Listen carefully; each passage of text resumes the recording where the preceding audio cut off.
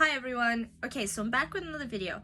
Now last video I said that I was going to start talking about dopamine and use like 5 minutes just to hone in that, focus on that, because I've started on my structure. I'm trying to keep things a little more brief, a little more to the point. However, I don't have a lot of comments on a lot of videos at the moment, and I am looking for more, hence why I'm always mentioning if you like the content, follow, like, comment, subscribe, and put questions in the comments. But yesterday, I got a comment on an earlier video I did where I was trying to explain the causes of ADHD very briefly, so I kind of just touched on them mostly. And what the comment said was, ADHD is a neurological disorder, it does not develop. Develop in quotations. So I wasn't sure at first how to take that, and because of my anxiety, my worst scenario, jumping to the worst scenario situations, I was thinking, oh no, is this person trying to be rude? Are they trying to say something? But experience has told me no, okay? Everything can be taken multiple ways, and it's just that. You know, you should never jump to, oh, someone's, I don't know, having a go at you. Never jump to that, ever. It's a bad idea. Anyway, I rewatched the video, and yes, I used the word develop, but I specifically was using it in reference to genetics. In other words, the genetics that help develop, see, use it again, right, their characteristics and the symptoms of the ADHD and the mutation in the brain, right? Because it's like a mutation in the brain.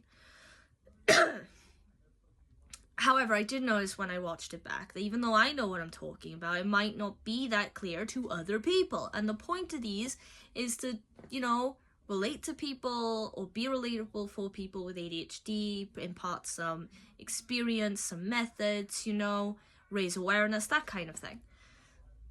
So being clear is essential, and I want to avoid all misconceptions and misunderstandings. Yeah, absolutely all of them. So I just thought I'd use this video instead to address that. So yes, I will stress that I was referring specifically to the genetics of ADHD and that development, and I was no way inferring that ADHD is a disorder or a neurological issue that develops in your childhood, because that's not how it works. It's not something that's caused later in life. It's something you have from birth. So genetics mutate, genetics develop within you and within your brain prior to being born, and then afterwards, well, who knows when you'll get diagnosed in your life, because loads of people get diagnosed much later in life now, simply because now it has more awareness than it did, you know, a decade or two ago. So now people are noticing the symptoms in themselves or someone else's, and they're going, oh, maybe I should get evaluated. So, and the only reason that people get diagnosed in childhood is because the symptoms, the characters don't tend to present clearly until a certain age, roughly. You know, because kids, babies and toddlers, they tend to do a lot of things. They tend to all be hyperactive, and their attention is all over the place, and they all have interesting little quirks sometimes, you know, like putting things in their mouth, or, you know, biting or licking their hands, or stimming, yeah?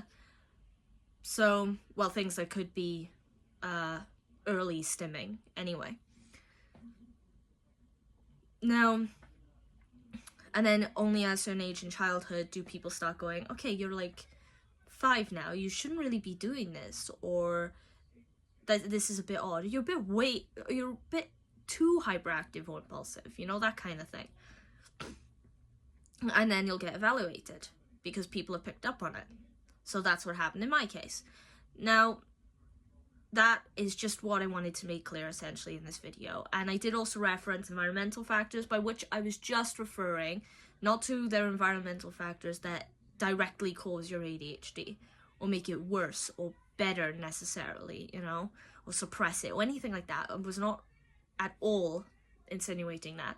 What I was insinuating is certain environmental aspects or how you were parented, you know, can impact or have an influence anyway on certain aspects of your ADHD. Like, your attention might improve. Say, if your parents and you don't know you have ADHD, you struggle to do homework when you come home.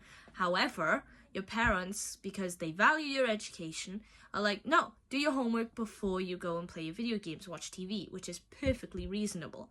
Then, because you get used to doing your homework when you come home, even if your attention isn't there, that kind of influences it a little bit.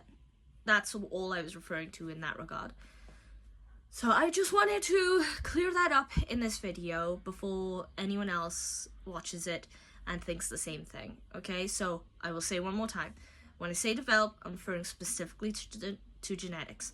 ADHD is a neurological disorder that is there from birth. Okay, it does not develop at some point in your life. You just recognize it at some point in your life. And finally, environmental factors do not directly cause it, not at all, okay? They do not cause ADHD, actually. But they may have influences on it, which doesn't just include things like parenting, like school life or social life. It also includes things like the methods you come up with yourself. So that's all I wanted to say in this video. And in the next video, I will touch on dopamine independently. So if you're interested in that, then please follow, like, comment, subscribe, and I'll see you then. Bye.